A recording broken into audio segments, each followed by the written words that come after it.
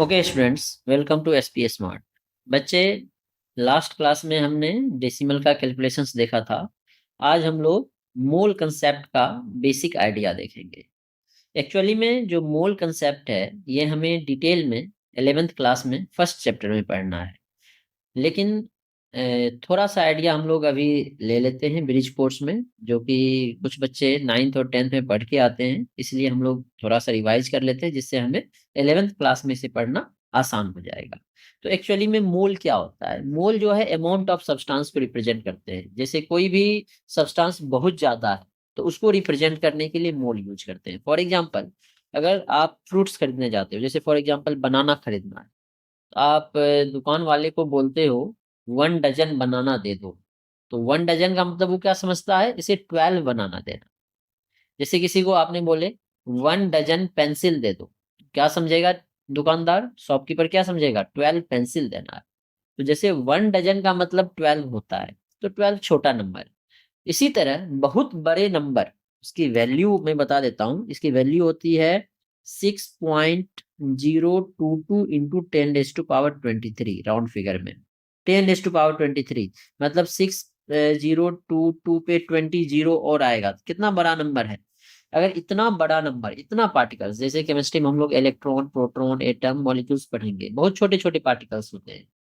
जो थोड़े से भी पार्टिकल्स में बहुत ज्यादा पार्टिकल्स आ जाएगा, तो उसको हम लोग डजन से या किसी नंबर से अगर एक्सप्रेस करें तो बहुत बड़ा नंबर लिखना पड़ेगा। तो इसको एक्सप्रेस करने के लिए हमने मोल लिया। जैसे हमने 1 डजन बोला, 1 डजन का मतलब क्या समझ में आया आपको? 12 है। उसी तरह अगर हमने 1 मोल बोला तो आपको क्या समझ में आना चाहिए? कितने पार्टिकल्स होगा।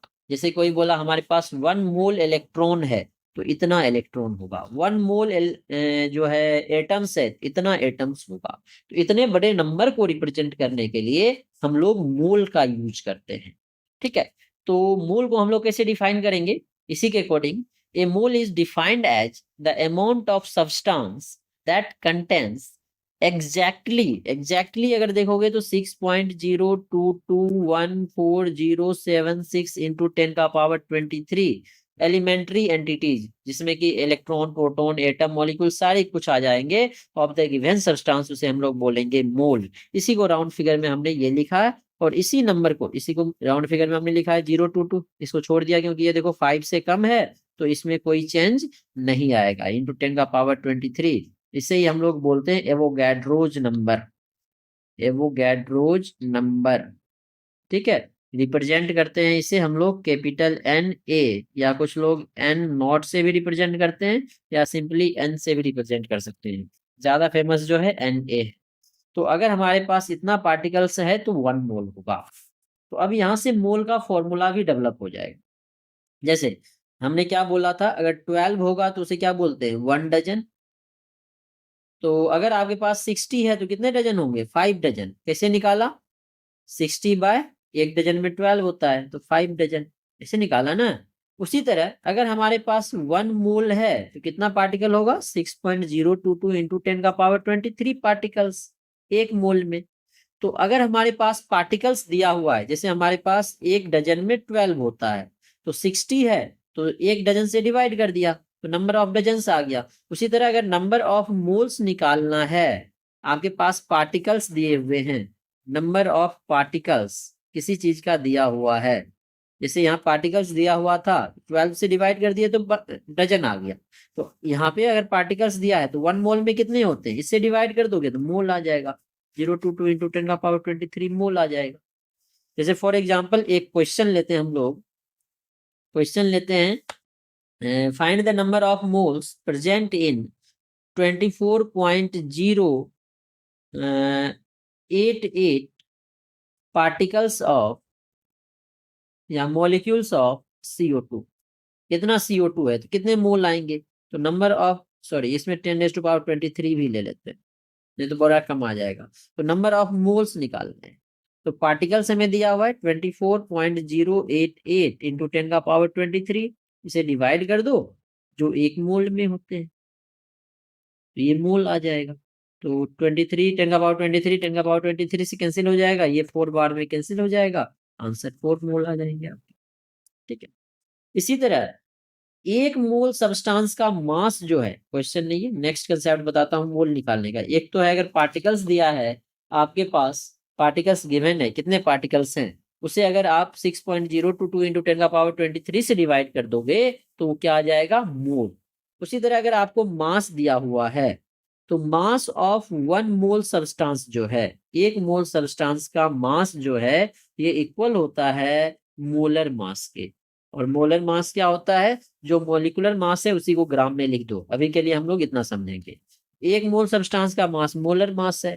तो नंबर ऑफ मोल्स निकालने के लिए हमने क्या बोले, अगर आपके पास मास दिया हुआ है, गिवन मास, मोलर मास ग्राम में होता है तो गिवन मास को भी ग्राम में चेंज कर लेंगे, ठीक है। और एक मोल सब्सटेंस के मास से डिवाइड कर देंगे, मोलर मास से डिवाइड कर देंगे तो क्या आ जाएगा हमारे पास, मोल आ जाएगा। जैसे एक क्वेश्चन से मैं बताता हूँ, कैलकुलेट नंबर ऑफ मोल्स इन, आपके पास मान लो 22 ग्राम कार्बन डाइऑक्साइड, 22 ग्राम, तो मोल कितने आ जाएंगे, नंबर ऑफ मोल्स कितने आ जाएंगे।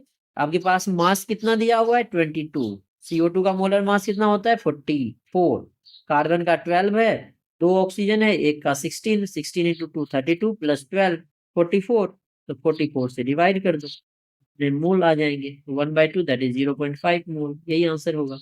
इसी तरह जैसे हमने पार्टिकल्स दिया हुआ है, मास दिया हुआ है, अगर आपको वॉल्यूम दिया हुआ है एसटीपी पे, तो उसे हम लोग बोलते हैं मोलर वॉल्यूम, मतलब एक मोल का वॉल्यूम। और मोलर वॉल्यूम क्या होता है, वॉल्यूम ऑफ 1 मोल गैस, एक मोल गैस का जो वॉल्यूम होता है उसे बोलते हैं मोलर वॉल्यूम।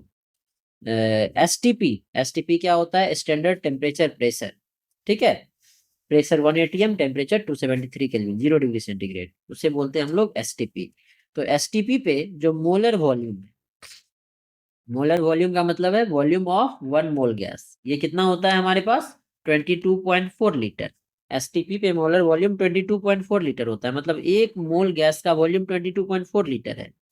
तो मोल कैसे निकालोगे, अगर आपके पास वॉल्यूम दिया हुआ है एसटीपी पे, वॉल्यूम ऑफ गैस दिया हुआ है एसटीपी पे, और ये लीटर में होना चाहिए क्योंकि मोलर वॉल्यूम लीटर में लिखा है, तो इसको 22.4 से डिवाइड कर दो। और अगर ये मिलीलीटर में लिखोगे तो ये भी मिलीलीटर में 22,400 से डिवाइड करो। अगर आप वॉल्यूम ऑफ गैस, लेकिन किस पे होना चाहिए, एसटीपी पे, एसटीपी पे अगर मिलीलीटर में ले रहे हो तो इसे किससे डिवाइड कर दोगे, 22,400, ठीक है। अब एक क्वेश्चन से देख लो, जैसे फॉर एग्जांपल मान लो आपके पास मोल कैलकुलेट करना है और ऑक्सीजन गैस है 44.8 लीटर, कौन सा गैस है, O2 गैस है एसटीपी पे, ठीक है। तो मोल निकालना है, तो नंबर ऑफ मोल्स कैसे कैलकुलेट करोगे, नंबर ऑफ मोल्स, दो जो वॉल्यूम दिया हुआ है, कितना दिया हुआ है 44.8 लीटर, लीटर में दिया हुआ है तो 22.4 लीटर पर मोल से डिवाइड कर दो। मोलर वॉल्यूम का यूनिट जो है लीटर पर मोल होता है, जो ये मोलर वॉल्यूम लिखे हैं, मोलर वॉल्यूम इसका यूनिट पूरा लिखोगे तो लीटर पर मोल होगा, तो ये क्या हो जाएगा, 2 बार में कट जाएगा, तो 2 मोल आ गया। इस तरह से हम लोग मोल के क्वेश्चन सॉल्व कर सकते हैं।